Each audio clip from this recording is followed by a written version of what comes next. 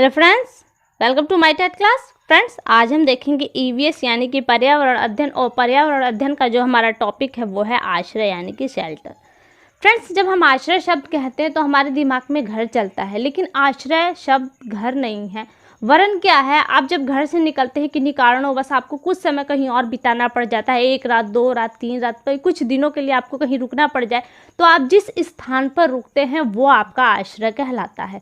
तो यहाँ हम आश्रय से रिलेटेड कुछ पॉइंट्स को देखेंगे। तो देखिए यहाँ पे जो हमने लिया है कि आश्रय क्या, देखिए आश्रय से तात्पर्य वह भवन, स्थान या मकान है जो हमें सर्दी, गर्मी, बर्फ, हवा जैसी प्राकृतिक घटनाओं के साथ साथ जो मानवीय आपदाएं होती हैं उनसे हमारी सुरक्षा प्रदान करता है, और वो कहलाता है आपका आश्रय। और घर की भी डेफिनेशन देखें तो यही होगी, लेकिन वो घर होता है और ये आश्रय है। अब यहाँ पे देखिए आश्रय की बनावट कैसी होती है। आश्रय की बनावट 2 तरह की होती है। जिस तरह से आपके घर की बनावट होती है, बहुत से लोग घास फूस के मकान बनाते हैं, बहुत से लोग पक्के कंक्रीट से घर बनाते हैं। तो यहाँ पे जो आश्रय की बनावट वो भी कुछ इसी कंडीशन से चलेगी। तो देखिए जो सरल घर होते हैं, जो टेंट के माध्यम से बनाए जाते हैं, घास फूसों के माध्यम से बनाए जाते हैं, चमड़ों या खालों से बनाए जाते हैं, ये आपके सरल घर होते हैं। लेकिन जब वही कहें कि कठोर घर, तो कठोर आश्रय जो होते हैं आपके वो कंक्रीट, ईंट, पत्थर, कांच वगैरह से बनाए जाते हैं। तो ये सरल और कठोर आश्रय हुए। अगर देखें इनके आश्रय के प्रकार, तो यहाँ से देखिए बहुत ज़्यादा लंबा टॉपिक नहीं है, बहुत छोटा सा टॉपिक है। आश्रय के प्रकार देखिए तो यहाँ पे आपके आते हैं 5 तरह के आश्रय हैं। हालांकि बहुत सारी बुक्स में देखेंगे तो बहुत अलग अलग तरीके से निकल कर आया है, लेकिन सब चीज़ों को देखने के बाद जो समझ में आ रहा है मैं आपको यहाँ दे रही हूँ।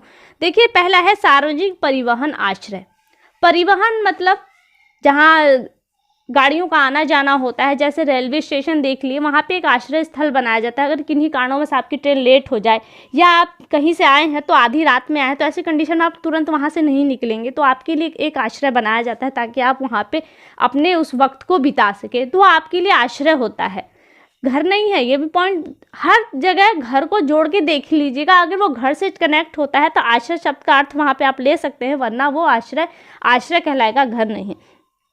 तो देखिए आपका सार्वजनिक परिवहन आपका हो गया आश्रय में। हमने रेलवे स्टेशन देखा, बस स्टैंड बनाए जाते हैं, वहाँ पे भी आप कुछ क्षणों के लिए, कुछ पलों के लिए, कुछ घंटों के लिए रुकते हैं वहाँ पे बस स्टैंड पे।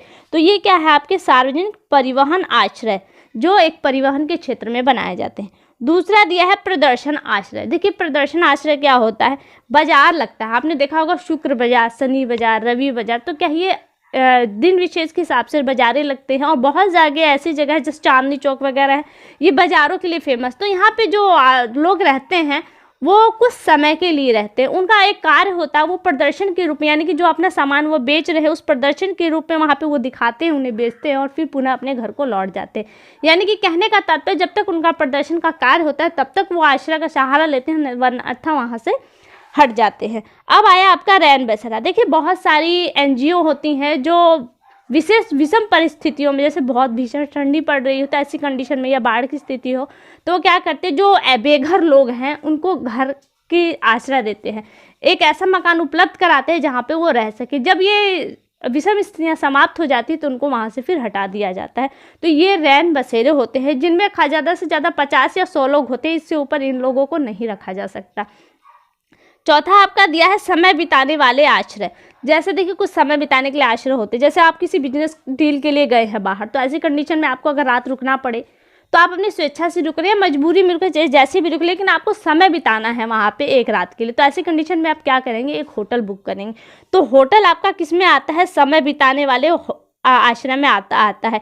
इसी तरह से हम देखिए बहुत सारे स्कूल्स होते हैं, वहाँ पे पेरेंट्स बच्चों को लेने जाते हैं। तो ऐसी कंडीशन में क्या, जब तक छुट्टी नहीं हुई होती तब तक पेरेंट्स कहाँ रहेंगे, तो उनके रहने के लिए, रुकने के लिए एक स्थान बनाया जाता है, वो क्या कुछ समय बिताने के लिए होता है।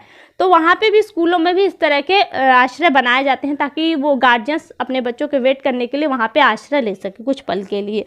तो ये हो गया समय बिताने वाले आश्रय। इसी तरह से देखिए 5वां देखें तो चल फिर घर होता है। चल फिर घर कौन से घर हैं, देखिए बारात वगैरह जब होती है तो बहुत सारे लोग 1 रात के लिए दूसरी जगह जाते हैं जहाँ पे बारात जाती है, तो उनके रहने के लिए तंबू टेंट वगैरह यूज़ होते हैं। तो ये क्या होता है, आपके चल फिर घर में आते हैं, जहाँ पे भीड़ इकट्ठी हो वहाँ पे आपने आश्रय बना दिया, वो आपका हो गया आश्रय। इसी तरह से देखिए नाव पे घर बनाए जाते हैं, वो भी आपके चल फिर घर के अंतर्गत आते हैं, क्योंकि वो घर तो परमानेंटली बने होते हैं लेकिन क्या है वो हमेशा चलते फिरते रहते हैं। इसी में आपका एक आ जाता है इग्लू। देखिए इग्लू तो घर है लेकिन आश्रय के अंतर्गत तो उसे जान लेते हैं। इग्लू है जो बर्फ के क्षेत्रों में एस्किमो द्वारा बनाए जाते हैं घर है, और ये जो इन मकानों में रहते हैं यानी कि बर्फ़ के मकानों में जो लोग रहते हैं उनको एस्किमो कहा जाता है, और इन घरों को जो बर्फ़ से बनाए जाते हैं घर, इन्हें कहा जाता है इग्लू। हालांकि वो घर होता है, आश्रय नहीं होता, लेकिन फिर भी आप जान लीजिए। तो ये फ्रेंड देखिए सिर्फ इतनी ही से पॉइंट थे यहाँ पर, और ये टॉपिक हमारा लगभग समाप्त हो गया। आपको कैसा लगा एक बार कमेंट करके हमको बताएं। अगली वीडियो में आपसे फिर मुलाकात होगी, तब तक के लिए नमस्कार।